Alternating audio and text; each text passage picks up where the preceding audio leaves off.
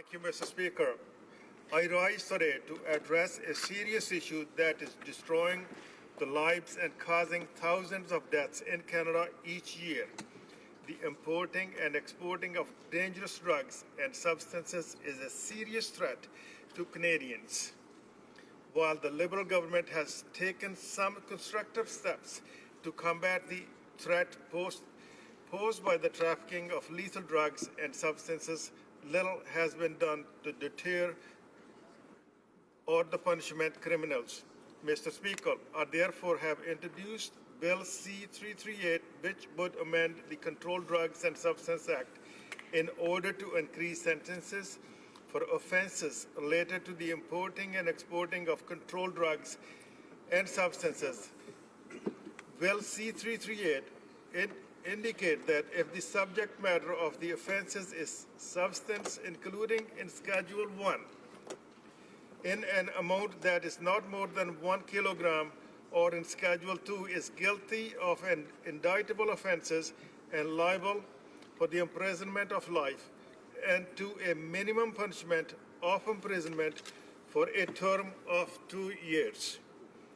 The proposed bill also specifies that if the subject matter of the offenses is a substances including in Schedule 1 in an amount that is more than 1 kilogram is guilty of indictable offenses and liable for imprisonment for life and a minimum punishment for imprisonment for the term of 3 years. At present, minimum sentence is standard at 1 year for less than 1 kilogram and 2 years for more than 1 kilogram. This is unacceptable. Such light punishment does not deter drug traffickers from continuing to import and export and profit at the expense of society's most vulnerable. The reality is that criminals who import and export deadly drugs and substances are responsible for thousands of lost lives. Mr. Speaker, Canadian families expect safe and healthy communities in which to raise their children. Canadians are especially concerned about the crime, which is why our Conservative government introduced and passed over 30 measures aiming at strengthening our justice system and standing up for the victims and keeping our streets safe. We also specifically targeted gangs and the other criminal organizations by introducing tougher sentences for drug traffickers who exploit the addictions of others for personal profit. Canadians lose faith in the criminal justice system when they feel that the punishment does not fit the crime. Elected representatives can and should provide guidance on sentencing to reflect the view of all Canadians. Conservatives make no apologies for strengthening penalties for drug traffickers or other crimes. All parliamentarians must ensure that sentencing still reflects Canadians' desire to get tough on drug dealers and other criminals. Over the past 5 years, we have seen a deeply disturbing spike in overdoses involving the synthetic opiate painkiller fentanyl. It is so strong that exposed to a microgram is often fatal. Just to put that into perspective, a microgram is what would get you if you took a standard 400 milligram pill of ibuprofen and cut into 4,000 pieces. 4,000 pieces, that tiny grain of drug may kill you if you come in contact with it. Prescription grade fentanyl is up to 100 times more toxic than morphine. It is often used as the last resort painkiller to treat the terminally ill cancer patient. It is especially dangerous if you have never been exposed to opiate before. In Canada, drug dealers can order the illegal substances from their drug production online from overseas suppliers, many of whom will guarantee reshipment in event that the package is intercepted. The drug is then produced in basement labs and kitchens, but in such condition that it is impossible to predict the strength of each dose. Earlier this year, in my riding of Markham Unionville, a drug lab was discovered in the heart of upper middle class residential neighborhood, forcing residents to evacuate their homes. For people who are looking to abuse the drug, fentanyl creates a blissful feeling similar to heroin, but during the overdose, it shuts down the area of the brain that controls breathing. This generally results in brain damage or death. Many people, in fact, end up taking fentanyl accidentally. Drug producers are lacing other drugs with fentanyl, and the users have no idea that what they are buying will kill them. And unsuspecting drug dealers might buy what they think is OxyContin, but it is actual fentanyl. Or a young student that may be experimenting a party may end up an overdose of fentanyl. The user isn't expecting the difficulty breathing and slowed heartbeat. It is not hard for drug addicts and junkies who are victim of this epidemic. It is regular people. It is Jack Bodie, a 17 years old Vancouverite who died in park after taking fake OxyContin pill with his younger friend. It is 33 years old Simon Kulich from Vancouver who was found dead in hallway of a residential building and whose mother received the news when the police showed up on her doorstep 2 days later. It is 9-month-old baby in Winnipeg who was rushed to hospital by paramedic after being exposed to residue of the opiate in his parents' home. From coast to coast to coast, no community in any member's riding is immune to this epidemic. According to the Ontario Drug Policy Research Network, in Ontario in 2015, 734 people died of an opiate-related causes, averaging 2 people every day. This number totaled far more than the 480 people died with the motor vehicle accident in 2014. Over 80% of all opiate-related deaths in 2015 were accidental. Almost 60% of accidental deaths occurred among the youth and the younger adults, the age of 15 to 44 years. Fentanyl use increased by 548% between 2006 to 2015 and is now the opiate most commonly involved in opiate-related deaths. British Columbia and Alberta have been hit the hardest. According to the BC Coroner Services, illicit drug overdoses claimed the lives of 922 people in BC in 2016, making it the deadliest overdose year on record and representing an increase of 80% from the previous year. In BC, there were 139 illicit drug overdose deaths, with fentanyl detected from January through February 2017. This is 90% increase over the number of deaths. 73 occurred during the same period in 2016. From January to February 2017, fentanyl was detected in 61% of illicit drug overdose deaths, 139 of 227. Vancouver Coastal Health Authority had the highest number of 48 illicit drug overdoses deaths with fentanyl detected from January through February 2017, followed by Fraser Health, 39, and Vancouver Island Health, 29, in the health service delivery area with the most fentanyl detected illicit drug overdoses deaths. From January through February 2017 were Vancouver, with 43, Fraser South with 24, and Okanagan with 15. Thank you.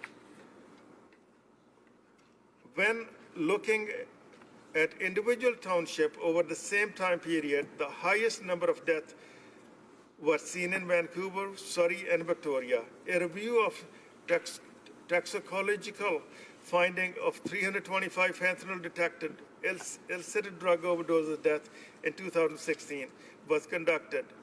96% of these deaths, at least one substance other than fentanyl was detected. The other most frequently detected drugs leading to the death were cocaine, methamphetamines, amphetamines, and heroin. Parliamentary data in January 2017 suggested that proportion of illicit drug overdose death with fentanyl detected alone or in combination with other drugs approximately 61%. According to Alberta Health, 343 people died from fentanyl overdoses in 2016 in Alberta. The province showed 33% increase in the rate of overdose death linked to the drugs from 2015, and the dizzying 110% rise from just 2 years ago. Calgary saw the lion's share of the death toll with 149 deaths in 2016. Of those 343 deaths, 22 were linked to carfentanil, an opiate 100 times more powerful than fentanyl, Mr. Speaker. Alberta's fatality number have reached the level of BC, but the toll has been devastating, climbing 717 lives since 2014, 261 of these in Calgary, according to the report of Alberta Health. 80% of those who died last year were male, nearly half between the age of 15 to 39. The most fentanyl overdoses. Multiple substances were also involved, primarily cocaine, methamphetamine, and alcohol.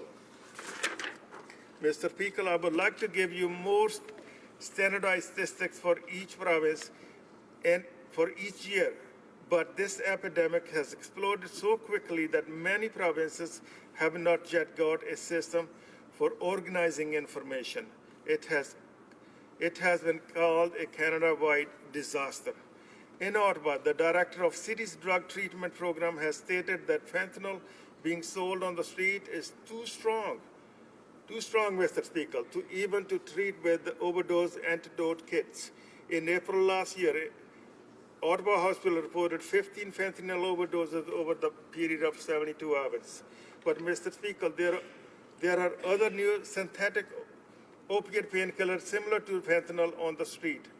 W18 is similar to fentanyl, but 100 times as toxic. It is 10,000 times stronger than morphine. In 2015, it was detected in 3 drug seizures, but in 2016, it was detected in 30 drug seizures. I truly understand the need for the robust prevention of treatment option for addicts, but you can't rehabilitate dead people. The criminals who import and export deadly drugs and substances do not care about the effects they are having on the people's lives. They do not care if they will be responsible for the deaths of many Canadians. They are not deterred by the current punishment for the crime they are committing. What they know is that they can take $10 bills worth of fentanyl and make $5,000 on the street. As it stands, the Controlled Drugs and Substances Act provides inadequate, unintimidating punishment for the criminals who import and export lethal drugs and substances. Those that import and export these drugs and substances must be brought to justice and must face increased mandatory minimum sentences. Our constituents expect us to do more to keep their children and communities safe. Thank you, Mr. Speaker.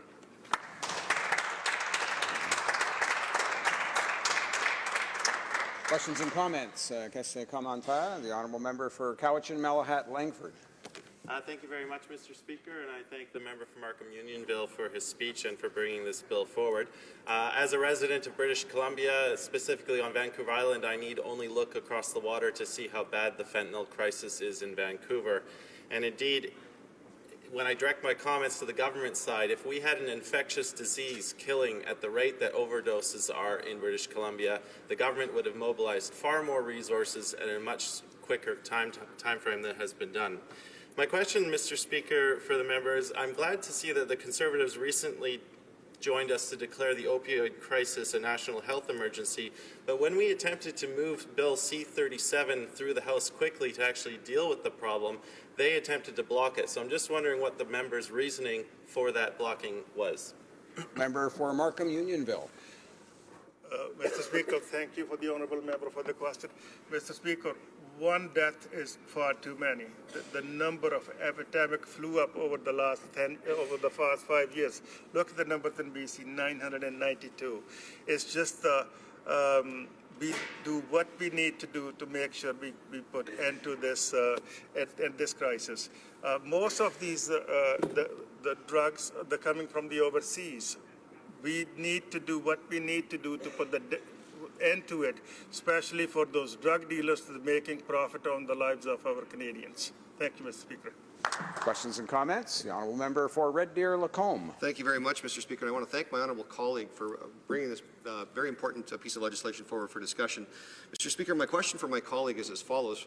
A recent study of the Insight facility in Vancouver found that over 86% of the drugs that are used at that facility are laced with fentanyl, and over 90% of the heroin at that site is laced with fentanyl. And right now, the City of Edmonton and the Albertans that he mentioned in his speech are now being faced with the Edmonton City Council and its infinite wisdom, that's complete sarcasm, is deciding to bring these sites into the downtown core of the City of Edmonton, and knowing that these drugs are going to be laced with the drugs, we see the usage rates between Alberta and BC being virtually the same. I'm wondering if my colleague could comment on whether or not he thinks it's wise for the City of Edmonton to be pursuing this policy when we see the absolute total damage that making drugs more accessible and more readily available is causing to communities.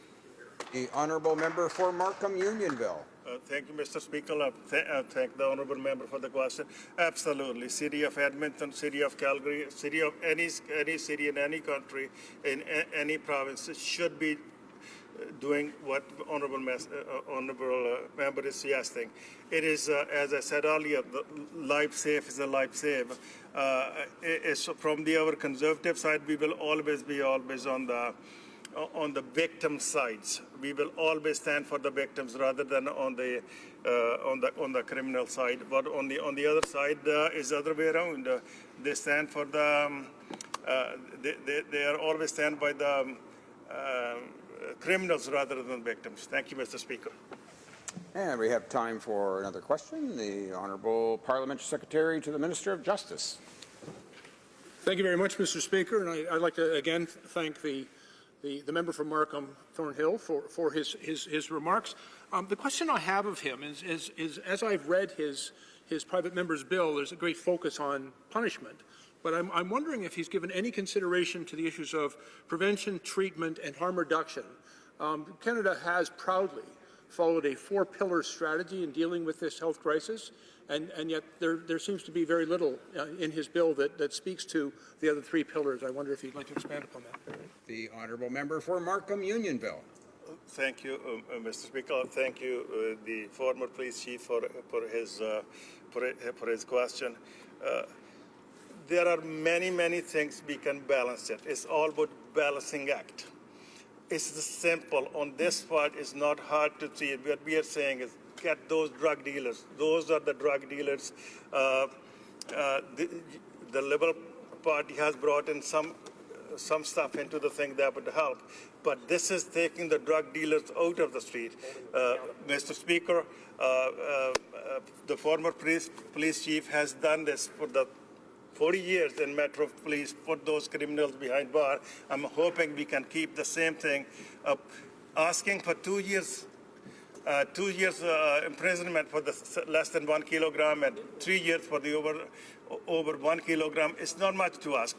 In my view, some of these guys should be charged for murder rather than sitting them 2 years in jail. It's not much to ask. Thank you.